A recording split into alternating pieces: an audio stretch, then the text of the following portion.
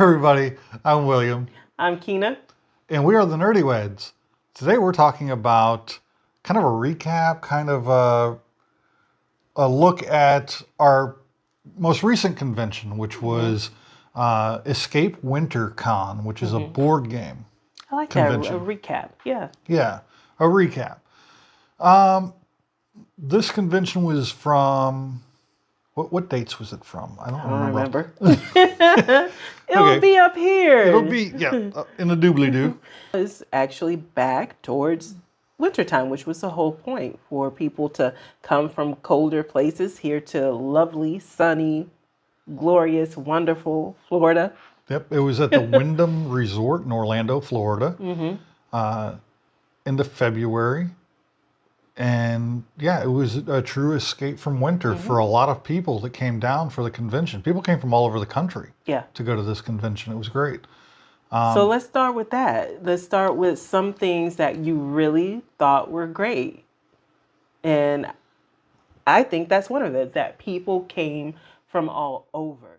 So you had a lot of people to play games with. And that's what you want when you go to a board game convention. You want there to be... There were an inordinate number of people from Ohio there. Yeah, it reminded me of being a kid because growing up, I'm actually a rarity here in Florida. I was born and raised here. But when I was younger, most of the people were from Ohio. And then as I got older, like as an adult, most of the people are from New York. So it just kind of reminded me of being a kid, and everybody's from Ohio. So Ohioans, or whatever you guys call yourself, y'all really are serious about escaping winter. Yeah, They just saw the name of the board game have to go to convention. They this. were like, we got to go to that. I don't know what this is, but they said Escape Winter. I am there. No, that was one of the great things about the convention. They had a great library of games, a very good venue for the games, tables, rooms. It was set up nicely. Yeah, the Wyndham is one of those hotels that really did a lot of work on the convention center, on the areas where people can rent space, boardrooms, things like that, and or ballrooms. But they had two main areas and a couple of side rooms that they had rented out, so plenty of space, and I really like that about board game conventions, where they not only just have a main room, but they also have those side rooms, because sometimes you might want to go into one of those to do games like the social deduction games like Werewolf, Blood on the Clock Tower, or party games that make a lot of noise so that you don't disturb a whole bunch of people who are playing more quiet games in the main room. Yeah. So I really like that they had enough space where you could branch out. Yeah, that was great. It got loud in the main room a few times, but it wasn't too terrible. Sorry. Yeah, she's a lot of the reason why.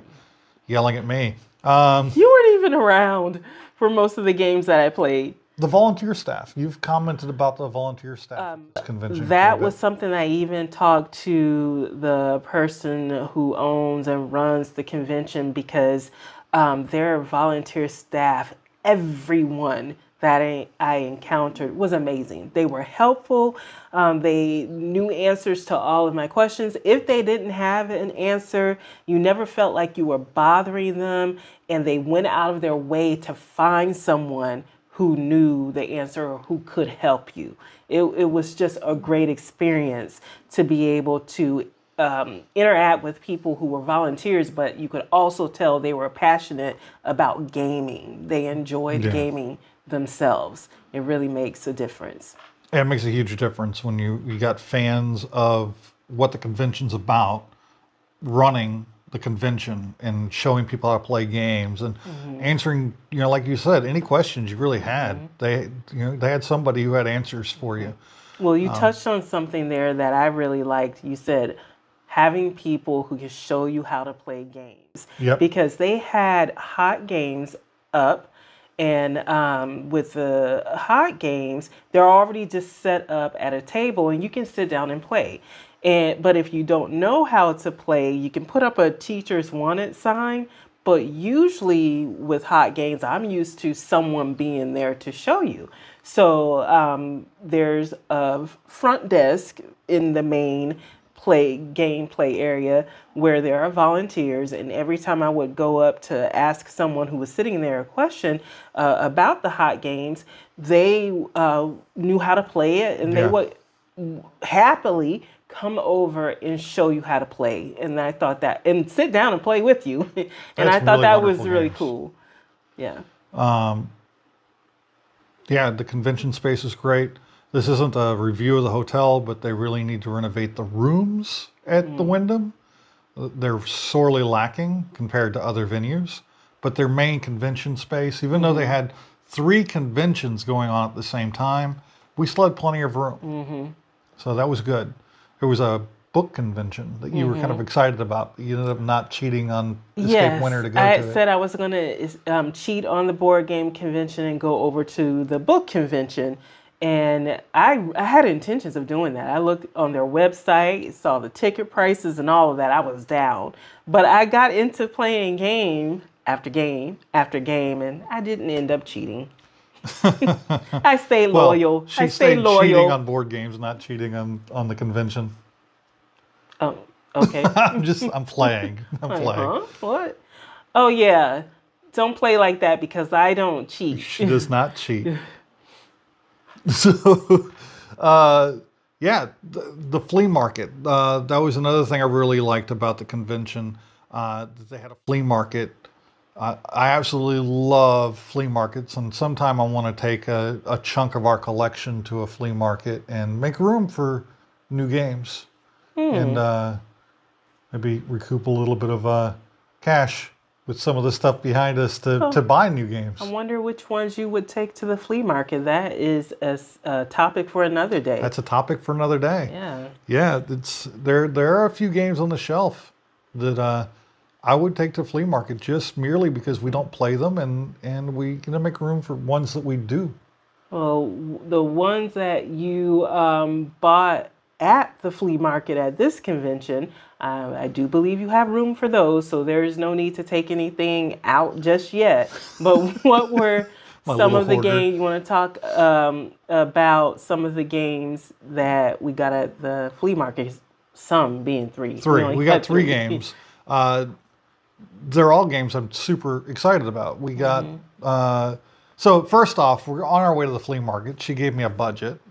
I'm like, well, you're probably going to spend money on games. I'm not going to buy any games, she says. I didn't. I didn't buy any games. So when we first walk in, the first thing she says is, "Pandemic, the Cure." I've never seen that before. What's that? It's So the we end dice up buying game. it. It's a cooperative dice version of Pandemic, Yeah. It's and only $8. it's only $8. And I didn't buy it, you bought it. So I did not buy any games. And then I saw at the next table over on our left was Zombicide, a game that I've been obsessed with getting ever since I played the first Escape Winter that we went to. We got the first edition. They've got the second edition out now and a bunch of new like expansions and everything else. So depending on how much I get her to really enjoy this game, I might end up getting more Zombicide. That's a game you can dedicate a closet to. We've I'm not played gonna, it once since leaving the convention, and I do enjoy it. Yeah. So we play the smaller board, and now I'm excited to play the this bigger big board board that that we've we've already already got set up. You can't see it, but it's set up right here. So here's one of the minis. But it's all set up here for a zombie good time. Well, another thing that I really liked was the hours. One of my favorite thing about most board game conventions are that they're 24 hours. As long as someone is around to play, there's a room open for you to do so. And the library is usually open 24 hours as well. Yes, this will vary from board game convention to board game convention, but all of the ones we've been to and are looking to go to are 24 hours. And Yeah. this one was one of those. And that I really enjoyed, especially because we weren't able to go at the beginning. It started on a Wednesday, ended on a Sunday. We both had to work. I was able to time shift, so was able to start the convention on Friday after getting there late on Thursday after work. Unfortunately for William, he had to work Friday and All day Saturday and too, Saturday. right? Yeah, and then I work Saturday So as well. you were able to do the convention Friday night and Saturday night, but we did very late on Saturday, so you Yeah. can make up Yeah. for all the time that you missed. And going back just one more for just a second, Shadowrun Crossfire was the third game that we bought, which is Oh, a I'm sorry. I thought we were cooperative, done. no, cooperative deck builder game. I forgot we didn't mention the third one. So yeah, that's the third one. Now, I had to work Saturday. Unfortunately, I didn't get back to the convention until almost 7 o'clock at night. I was gone pretty much the entire day. Right after we did the flea market. Right after I left the flea market, got done spending my money at the flea market. I hopped in my vehicle and headed out to work, which sucked. But getting off of that, just want to touch on one thing in my mind that the convention could improve upon before we Okay. get into games. Okay. One thing that I feel like the convention could really improve is by offering a vendor space, a vendor hall, someplace where board game. Now they did have a vendor room. They did have a small vendor there. They were great. They had some board games and card games. They had all kinds of So stuff in what there. they had there was great. It's just room for improvement to have more of that. Maybe Yeah. having game developers there with a table demoing new games that are coming to the market or just came to the market. And other board game vendors to really spice it up with diversity of products. Yeah, I can see that. All right, let's talk about a few of our favorite games that we Yes, played, yes. because that's what this is all about. That's what this is all about. Yes. Well, that and meeting the people that we played with, and we met some wonderful people. So go ahead with your first pick. My first pick is the first one that I played, which was Clank. Catacombs. It was really fun because it had the same feel of the original Clank, but with enough of a twist where you really felt like, okay, this is worth buying this new, was it a new game or Yeah, it's expansion? new game. A completely new game. Yeah. So it's worth buying this new game and adding it to the collection. I really enjoyed it, and I want I do get it. too. I can't wait to play it again. That was going to be my first pick of games too. Like she said, it was our first game. We got there Thursday night, went through the registration, walked in, and met up with a friend we hadn't seen in a while, Mark. He was actually volunteering. He was one of the volunteers. He sat down with us and taught us how to play the game, and we had a wonderful time playing with Mark. It takes the elements, the deck builder element of Clank and the dragon element that's attacking you throughout the adventure, and combines it with a tile placing game kind of similar to Betrayal House on the Hill, where you take a tile out of a stack, you lay it down, you figure out which way you want to orient it, but it's got these different paths that you can take or can't take to get from where you are to where you want to go. And it's cool. You're collecting treasures, try not to tick off the dragon. Try not to tick off the dragon and get out with treasure without being murdered. And it's a good time. It's a good time. It's a good time. So what was another one that you enjoyed? Another game? Another game that I enjoyed was I got to play, I know I played it before in a 5-player game, but I got to play in an actual like big game, was Blood on the Clock Tower. I've been running the game since Dragon Con. I did Dragon Con, I did Spooky. And then I ran 2 nights of it at Escape from Winter. Very, very late Saturday night. The last game that was being run that night was the first game I didn't run, and I actually got to sit down and play it. And I had a wonderful time. You know, one of our players decided they didn't want to really play because they wanted to protect their brother, who is one of the bad guys, and just kind of threw a monkey wrench when you got one of the good players helping the bad players. It's just not supposed to work that way. No. That's not the spirit of the game. Don't do that. No, and I had a great time playing it. It was really fun seeing it from the other side, not knowing anything. I think the cruelest role that the storyteller could have given me was spy. If he'd have gave me spy, I'd have been like, I might as well be doing your job right now, because as a spy, with as many times as I've run the game, I would probably be able to dominate as a spy, because I'm used to looking into that board and knowing who's who and what's what. It's an interesting game. Well, it's a good thing you didn't get that one. Yeah, yeah. What about you? What's your second? My second was this game called Brian Boru. Hopefully, I'm remembering and pronouncing that right. But there was a couple of things that I really liked in it. It was the area control, and that was surprising that I liked it, because I normally don't like area control. But I think because it wasn't the main element of the game, it also had some card taking. Is that what you call it? Or Trick taking. Trick taking, where you have cards and you have a choice of which ones you're going to add to your hand.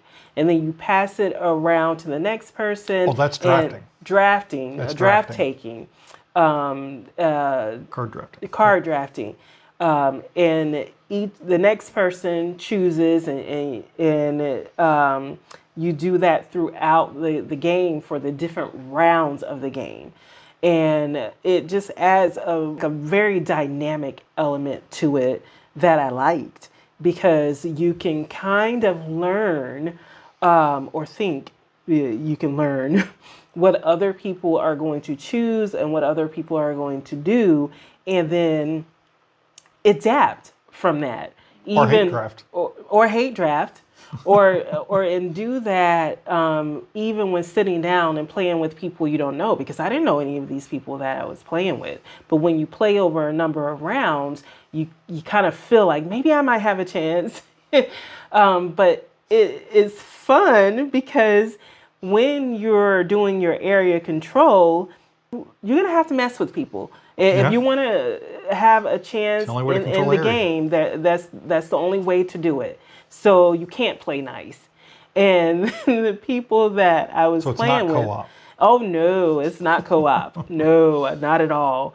And the people that I was playing with, they were really fun. So it just brought in the element of having a good game, but also some of that game being good is just the people that you're playing with. Yeah. And you're literally just sitting down and just meeting them. They're just fun, and they're having a good time, and no one's taking themselves too seriously. And it really, at the end of the day, doesn't matter if you lose, because you're having that much of a good time.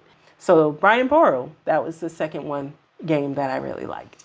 Well, the third game that I really enjoyed, I in fact enjoyed it so much that I was able to, and I think we're going to be doing a video about this, get on Kickstarter and find the Kickstarter was open for late pledges, and it still is right now. But it's called Wonderland's War. Don't you hate when that happens? Yes, Wonderland's War. In this game, it's up to 5-player game, I want to say. I think it was 5 players. Up to 5 players, each one of you is in control of an army being led by somebody from the story of from Alice in Wonderland.